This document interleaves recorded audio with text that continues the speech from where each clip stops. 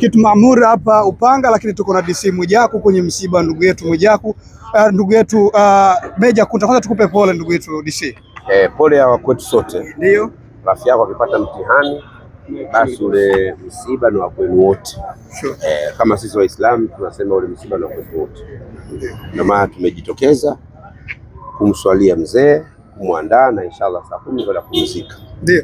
Watu wamekuwa kidogo wana maswali DC. Ratiba ilivyotoka na taratibu ambazo tunaziona sasa hivi, kumekuwa kidogo kuna maswali. Huenda ukiwa kama karibu na Meja, kuna taarifa yoyote unaweza kutuweka sawa kwenye hili? Mimi ratiba iko sawa. Niliambiwa saa 6 mwili utakuja hapa. Taratibu za Kiislamu, mwili ukija hapa maana unaandaliwa Kiislamu. Kisha saa 10 ndio utaenda kuzika. Unapoambiwa saa 7 mwili unakuja hapa, hapa kuna maandalizi ya Kiislamu. Sisi Waislamu lazima mwili ukafini, baada ya kuukafini uvishe sanda. Ukishavika sanda utauswalia, ukishauswalia utakwenda kuzika. Kwa hiyo hakuna mabadiliko, yaani yuko sahihi. Labda nyinyi hamjui taratibu za Kiislamu. Aliposema saa 6 mwili unakuja hapa kuandaliwa, kuvishwa sanda, kukafiniwa, hivyo vitu huwezi kufanya ndani ya dakika 10. Vinahitaji lazima uwe na muda.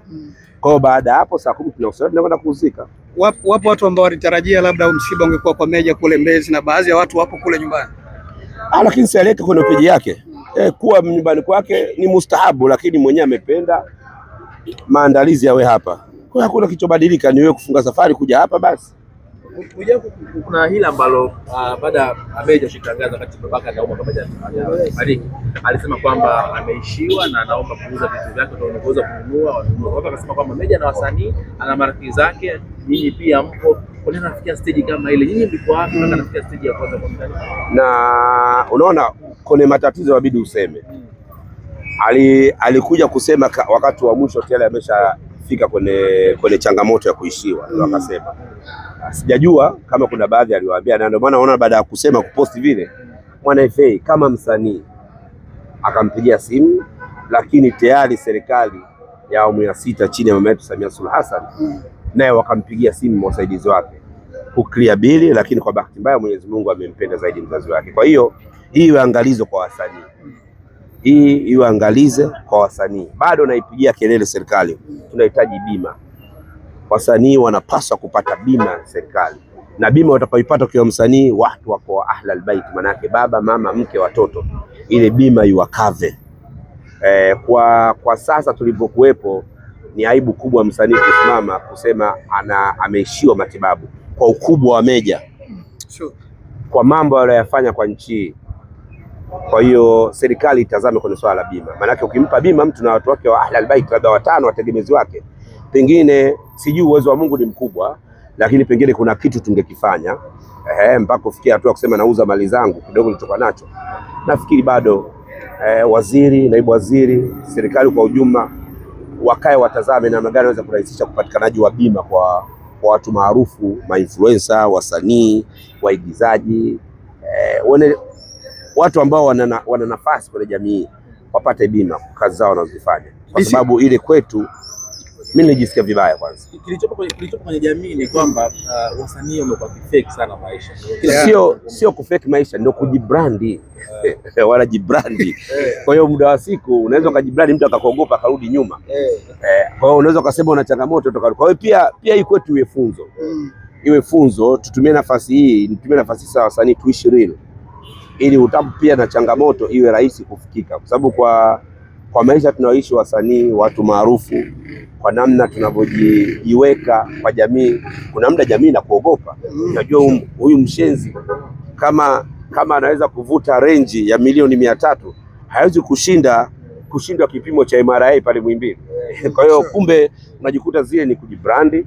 Kwa hiyo mtu unakuwa kwenye changamoto unajikuta unaamua useme. Kwa hiyo hii ni ombi kwa wasanii pia, tuishi real. Tuache kuwadanganya mashabiki zetu. Ili unapata changamoto iwe rahisi kuingilika. Iwe rahisi kufikika, iwe rahisi watu kusogeza vitu vyao na kufikisha sehemu moja unataka kufika. Lakini serikali bima haihusiki una hela au una hela. Umejibrandi au hujajibrandi, serikali itoe bima kwa watu maarufu. Jana meneja wa Meja Kunta ameka clear swali hilo. Wakasema kwamba kwa sababu ya baba alikuwa na hali mbaya, pengine Meja pia alichanganyikiwa, kulingana na hali halisi, lakini mwisho wa siku Mwanaifei akaingilia kati. Labda ulizungumzia hilo moja kuchanganyikiwa kwa msanii. No, kweli na kuuguliwa na mtu wako mzazi sio jambo dogo. Unasema alijakufika, likikufika utajua uzito wa mzazi. Kwa hiyo kuuguliwa, mimi naweza nikasema sio jambo limezoeleka, na ukiambiwa mzee wako yuko katika hali fulani lazima usiwe nomo. Kwa hiyo mimi siwezi kumlaumu Meja, kipindi hiki ni kumwombea dua, kwa sababu Meja tayari amekuwa yatima. Kwa sisi Waislamu, mtu akiwa yatima anahitaji uangalizi na msaada, haijalishi baba yake amemwachia mali au mama yake amemwachia mali.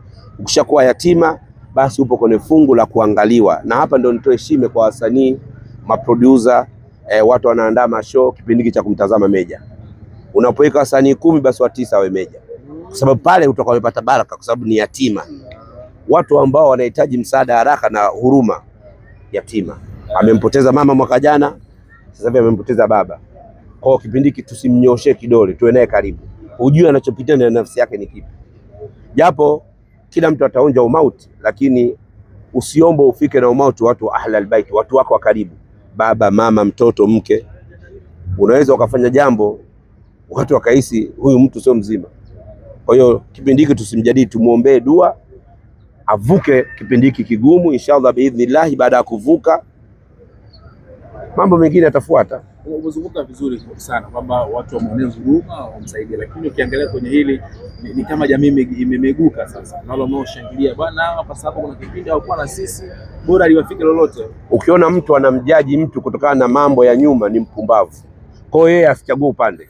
Kwa mpumbavu, ngoja kifo kikukute au mauti ufike katika familia yako, alafu nayo utengwe uone. Si maneno mazuri.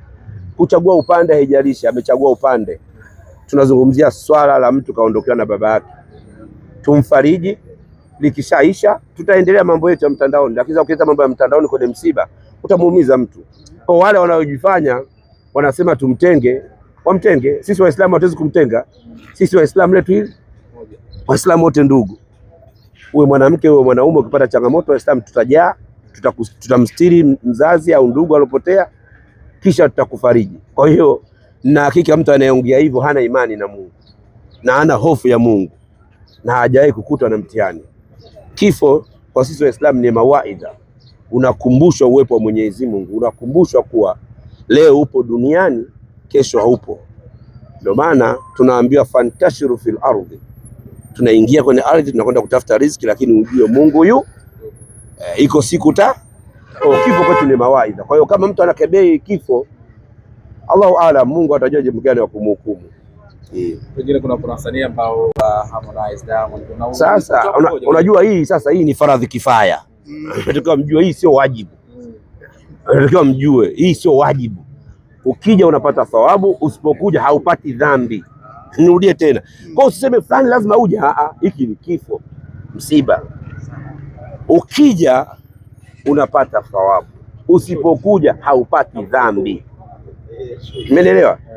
Ni kitu ambacho tumezungumzwa, tuwafanye ihsani wanaopata msiba, lakini sio lazima useme lazima uende msibani. Ukiwa na mahaba na unaona bwana hii faradhi hii inanifaa kidogo, unaweza ukajongea ukaja kumpa fariji mwezio, lakini ukiona jambo unalofanya unaona ni muhimu kuliko hili, sio dhambi. Kwa hiyo tusimlaumu mtu ambaye hujamuona hapa, lakini na kama ujitokezi kwenye changamoto kama hizi, likikufika na wewe usipoona ndugu na jamaa, usijilaumu. Na mimi hapa niwaombe kipindi hiki wasanii, watu maarufu, tumshike mkono Meja. Ni yatima. Meja kwa sasa ni yatima, anahitaji huruma na ukaribu wetu. Hilo ndio kubwa ndugu zangu. Ni wahadha, assalamu alaikum wa rahmatullahi ta'ala barakatuh. Inshallah. Sawa.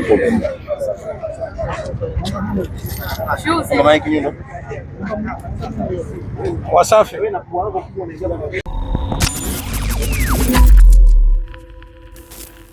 Bongo Trendy TV.